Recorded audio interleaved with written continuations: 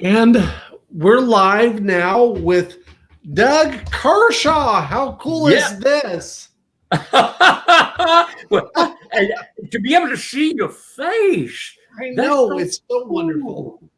That's so cool. But this is such a wonderful edition because we talked about this before, but when I was a little kid, I was the biggest fan of yours, and it's so cool to get to actually see you face to face and have you be on this podcast. All the things we're doing, it's just so awesome.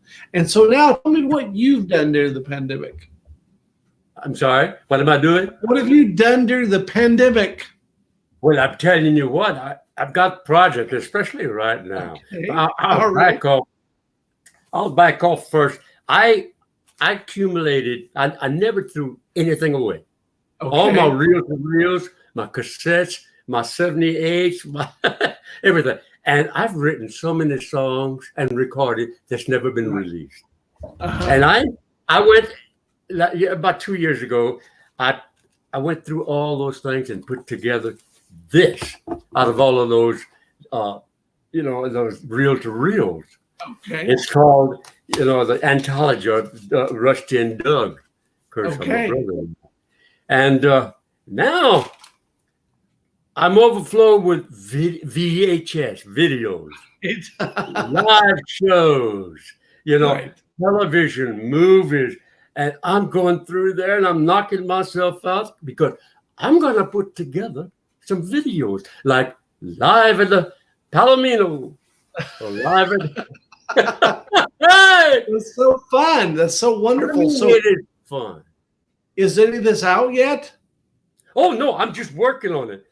Oh, that's so fun. That's so fun. And so you're in Colorado, is that right? Yes. Yeah, Greeley, Colorado. Right. And so basically, let's talk about a couple things because you did indicate that you don't like to play the fiddle by yourself. Is that right? It's kind of awkward. It's not the same. It's clearly not the same. Plus, it's free. Exactly. No, that's totally fine. And so the first talking to you, we talked about your appearance with Bob Dylan and Joni Mitchell on that show. And then what happened to you after that? Oh, after the Johnny Cash premiere? Right. Yes. Oh my gosh. It was like overnight. My album had just been completed for Warner Brothers. And like overnight, I had, I thought Rusty and Doug, which we were pretty dang big artists, You were. I thought we were huge. No, not. Not even touching what I went through for the first year. Bam! I mean, it was just rehearsal. Right. Just a rehearsal. And I was so happy. I was so happy because that's what I've always wanted. I've written songs all my life just so I could be a singer. Right. And I wanted to be Ernest Stubb or whoever, anybody. I just wanted to be on stage. Well, that's a good question. Who were your first musical heroes? Oh my! Well, it would have been the Cajun people, Cajun French, like the Nathan Abshairs and Henri Lejeune. And when I first heard jukeboxes, Shining Shoes, I could hear them from outside. I was a little kid, and I was 7, 8 years old, and earning money. I'd bring my fiddle and play a song, and I'd shine them shoes for 10 cents a piece. Made $10.20 the first day. But anyway, I started hearing this beautiful music. Like I could hear Jolie Blonde by Harry Schultz. Then I'd hear String of Pearl. But oh my God, these beautiful, beautiful songs, Right. And to me, it was music, just music. Yes. That's the reason I don't want to be pegged. And I refuse to anybody to peg me anywhere because I write and I play music. Right. That's all. I do not label. And it's worked out for me pretty good. Pretty good.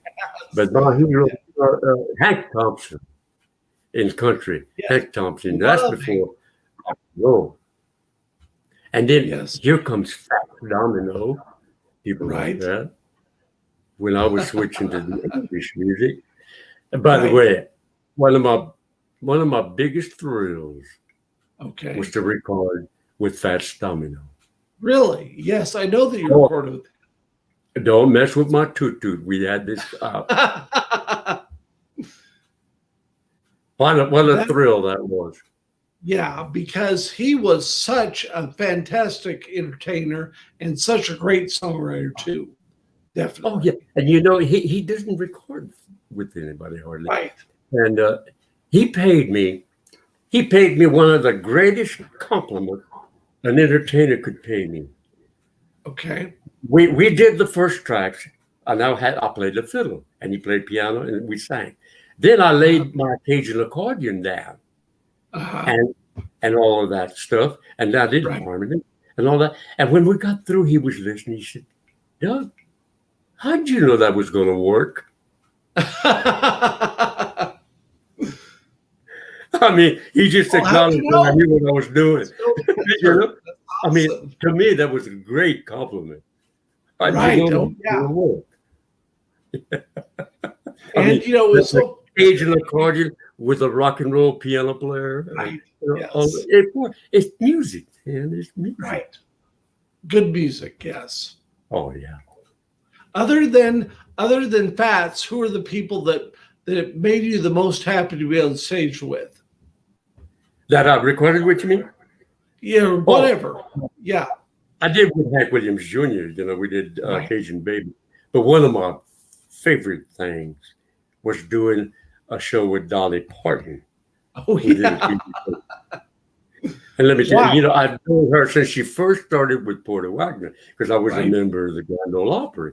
And Right. she was, matter of fact, I was the one that suggested she come to Vegas, Lake Tahoe. And Right. wow, it was history after that. But Right. her and I did Louisiana Saturday Night. It's Right. one of the most exciting videos I've ever seen. You know, of course, who could not perform with Dolly Parton? Exactly. Just who cannot love her? She's so wonderful. Oh, she's so real. I'm Yes, talking I know. real. And Yeah. I just love her because everything she does is just so fantastic and so cool. And that's why I love having you on here because you got the same thing. All you do is wonderful. Thank you. Wow. Yeah. Well, that's nice. Yeah. I'll have to tell my wife that. Yes, please. But But you know, yeah, well, people like myself, of course, and Johnny Cash and Dolly right, Parton, we're who we are. We're right, the same person. Right now, I'm the same person as I am on stage. I'm just a little more showy because I'm an entertainer. But we're still the real. We kept the ground under our feet. right. And And that's Dolly, anything she does, she is sincere. You know, she's real, so sincere. I mean, what she did to put $1 billion for the COVID thing is incredible. Really? she's wonderful. Now, so tell me some of the people that inspire you today, like David Deek. Tell me about those people. Tell me about David Deek. Who's that? David Deek. Oh, I love them. I love these guys. They're the ones. Yeah, they're the Right. guys that came to me and said, "Doug, do you know you're a rockabilly legend?" I said, "A what?" And they started singing, "Hey, man," and all that. I said, "Whoa, I've got it. I'm a star somewhere else." And we started doing some shows together. Right. I enjoy that so much. I can't wait to get back to doing it. Yes, absolutely. Absolutely. They are real people, man. And they're really big fans of the music too. They're Yeah. huge fans. That's the thing. You know, it's hard. At least I don't know about today, but back when I started, it was hard to find an artist or a musician that would share his stage. He Right. might make you play, but it's his stage. Whereas Yes. with Dave and Deke, it's our stage. Yes. And that is, You can't beat that. You know, Right, exactly. you cannot beat that. Our stage. That's the deal, and they're big fans of yours, just like I am. And I just think that you continuing to write and play is just so wonderful. And so, are there any plans then at all for what to do after the Oh, pandemic, or what? after the pandemic, yeah, they're starting to rebook. You know, like the New Orleans Jazz Fest. I was booked for that, Right. and all that. Well, there's a couple of things in March that supposedly there. It's on the books. That's pre-scheduled me. So it'll happen again, you know. But Right. Deacon Dave, man, I want to do some rock and roll rockabilly festival. That just, Oh yeah. you know, I come alive. That's another phase. It was something I was doing. I've got to tell you this. The first show, they brought me to Las Vegas to do what do you call it, rockabilly Lost rave, the yeah. rave. Uh-huh. And I had to go back in my catalog 60 years and learn these songs again. They know their stuff, definitely. God, boys. Yeah, Well, but it was all worth it. No, that's the fun thing though, because all of us that ever like this music, we love everything that you guys did, and it's so fun to be able to connect with you because you're a part of this music, and that's so fun. And so, who are the people that came after, other than David Deek, that you really like? You mean at the moment? The newer ones. Oh, The newer ones. you know, I like all the entertainers, but because there's some good ones. And my problem is I never really listened to music. Just work on my music. I've never been. Well, first I didn't have a radio when I was starting. Right. No TV, but there's so much good stuff out there. Right. So much good stuff. You know, my wife listens to everything, and my son, so I get a good feel for everything. Right. Well, let's go back to when you were growing up. Tell me about what it was like to be in the era that you were in when you were growing up there. Well, that was right. Well, it was during World War II that my dad killed himself. You know, he committed suicide. Right. And we moved inland, a little town called Lake Arthur, with my mom and us 4 boys. And it was tough. It was tough. So my brother, Pee-wee, started playing fiddle. He was 5.5 years older than me, with a guy called Ines Lacombe. And then he went on with another band, and doggone it, I got the job. I was 9. I got the job playing fiddle. I had to borrow his fiddle to play it, but I did. And Pee-wee still played, but now tell me about him and how it was to have him as a little brother. Or tell me about Pee-wee. Tell me about Pee-wee. Oh, Pee-wee? Well, you know, he was always looking after us, more or less, but it was Pee-wee and the Continental Playboys. And I was, you know, I knew I had to learn English. You know, my original language is Cajun French, and I know it fluently. I sing it, but I can't read or write it. But I figured if I wanted to go beyond 60 miles, at least to Arkansas, I had to do it in English. You know, so I started converting people. I had this this idea that there was 3 of us, 3 brothers, called, it was 10-10-10. Rusty would do 10 what you call blues, Fats Domino, and people would do French, 10 French, and I would do 10 country.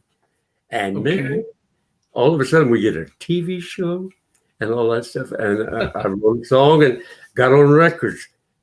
And I was fortunate.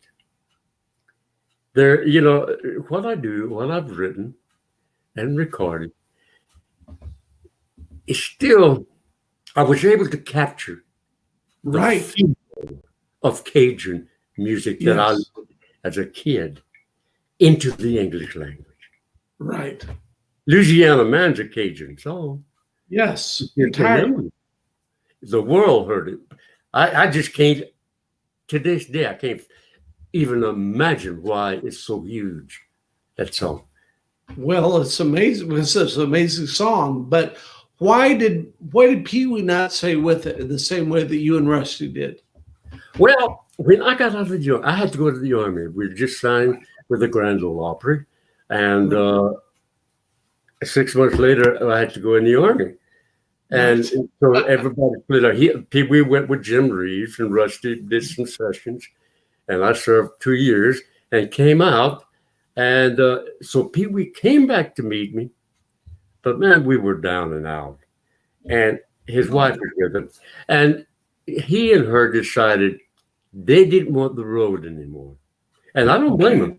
You know, he took his family and moved to Texas, and kind of it was kind of sick because that same week he left, I wrote Louisiana Man. That's bad timing, definitely. I was so lonesome, you know. I written 7 songs that day, and that was the 7th song. Wow. We went to Wheeling, West Virginia, Rusty and I, and by the time we got there, Wesley Rose called. He said, "Son, y'all get back to Nashville." He says, "Really? You got to hit every station, rock, pop, everybody's playing it." Well, tell me about Acuff and Rose. Tell me about both of them. Well, Wesley Rose, tell me about him. And Wesley Rose, oh my gosh, Yes. he was a father figure to us. You know, Fred Rose, he was Fred Rose's son. Right, I know. Fred Rose, one of the greatest writers. Yes. Wesley had Acuff and Rose, which is Roy Acuff and Fred Rose. And they developed Hickory Records. And that's how we got on. I recorded a song called So Lovely Baby. I had this idea to do a trio, had a piano player that was a great bass voice, and I wrote So Lovely Baby. We recorded it in Crawley, the feature record. Well, J.D. Miller was going to go to Nashville to get with Acuff, and I talked him into bringing me. And I was in the studio. He was playing. He said, "Wesley, you got to hear this hit I've got." He was playing So Lovely Baby, and the machine caught it and ripped the master. J.D. was about to cry, and he said, "What am I going to do?" Wesley says, "I'll take him. I'll record him." I thought we got him. Really? So we went back and recorded So Lovely Baby. Went to number 17 in the nation. I didn't realize how important that was back then. You know, in 55. But we were up against Eddie Arnold, Tennessee Ernie. You know, wow, 17. Now I bet that I've been thinking about this because I'm talking to Carlene Carter next week, and I love her. But I want to know what your memories are of Merle Kilgore. Tell me about Merle Kilgore. Absolutely. Oh, we all know Merle Kilgore.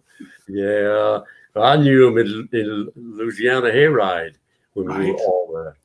And, of course, he finally got with Hank Jr., and he's written some great songs. No, definitely. Any good stories? Because he's so funny. Him and Junior Carter wrote this. What is it? Ring of Fire? Ring of Fire, yes. Of course, I think Johnny could have hit and it would have been a hit. Yes, absolutely. Yeah. But I just love that era and those people. And so, are there any others that stand out as being really important? You know, things that you like to talk about. Oh, you mean people? What we talked about? Yes. Oh, sure. Yeah. We're like Johnny and I. You know, I went after the TV show. I did 6 concerts with him. Right. Even the Hollywood Bowl on his show. He just wanted to push harder. I tried to thank him. He said, "Doug, I'm getting as much from you as you are from me." That's just good people. Good people. In other words, he's don't thank me. I'm good for that. But we sit down and talk about things like when we first started. You know, how come? Elvis. he had a gimmick. We didn't have a gimmick. We were real. And that's what Johnny and I said, but he said, I know for him, he was saying, for me, it was hard to stay real. Right. And I said, well, you're looking at one right here that's hard to stay real. People were trying to change me constantly. My producers. How so? Tell me about that. Well, like Buddy Killen, when I signed with Warner Brothers, he'd say, well, Doug, you should do this song, that song. I said, well, that's a nice song. That's a nice song. I said, but I'm going to do this one, Right. Because I had that album in my head. I had it all written. And I said, we'd do a track, and he said, that's not going to work. And I'd say, why? He said, it's not commercial. I said, what's commercial? What's commercial? Right. He said, when it sells. I said, well, it will be commercial. Put it out. Because to me, a record producer is a person that gets the artist to produce for him. Right. Yes. He should take care of technical stuff. And if there's a problem, bring it out. But this was not my producer's album. It was my album. Right. Well, and then for that point, talk about producing Rusty. Tell me about what that was like. Oh, producing Rusty? Yes. Oh, that was wonderful. Because, after I got my contract with Warner's, Atlanta called and wanted me to sign with us. Well, I came and I said, my brother's available, Rusty. Right. So they gave him a contract. And they said, you're going to be involved. I said, if you want me to, I'll produce it. Sure. So I got to be in the studio on the other side of the glass, and I loved it. My brother was so talented. He was. So talented. We just didn't want the same things. Still know about that. What do you mean? Well, one thing, it took years for me to realize this, but you cannot make another person chase your dreams.